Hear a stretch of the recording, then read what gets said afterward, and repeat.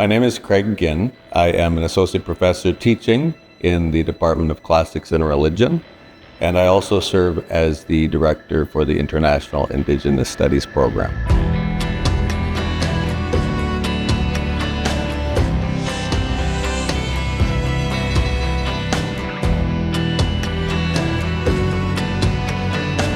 I have been developing multimedia, open access educational resources. The first one was the Songs of Justice project, which featured 10 songs and then videos developed. The Animal Kinship Project was inspired by the Songs of Justice project. I had 2 songs that each had a verse that featured animals. Feel the earth tremble now beneath your feet. Call This Land, the Naming of Manitoba, had a verse about the bison. And Voice of Tradition, validating the voices of elders and knowledge keepers, had a verse about eagles. And the Animal Kinship Project is the next project in that approach. Let the mountains hide you, hide you.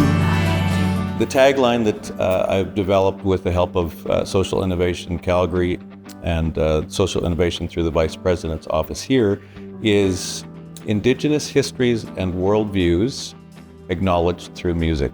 And they feature songs of the impact and presence of animals.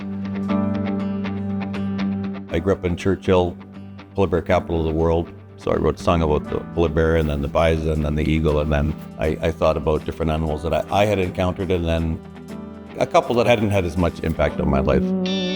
One of the songs is a very personal encounter with an owl, a snowy owl, messenger of destiny. And it's one of those rare moments where the impact and presence of an animal quite literally helped change the course of my life. Messenger of destiny. Lived experience is important.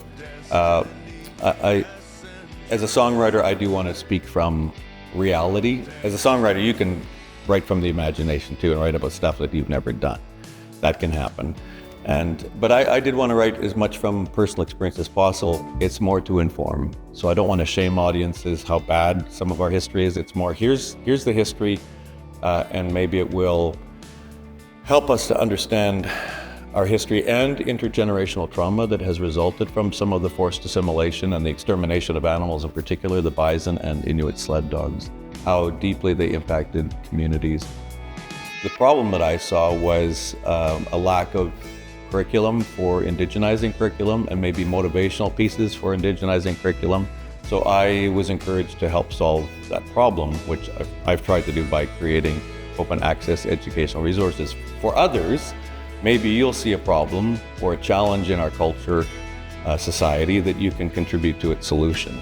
And from your own experience, ideally, I suppose I'm a musician, I'm a scholar, and I do want to be a social innovator. I do want to bring change where I can, where my voice can bring change. I recognize that my audiences may be small, but if I can bring a social innovation to how educators approach Indigenous knowledges, I feel that I've done something that's innovative.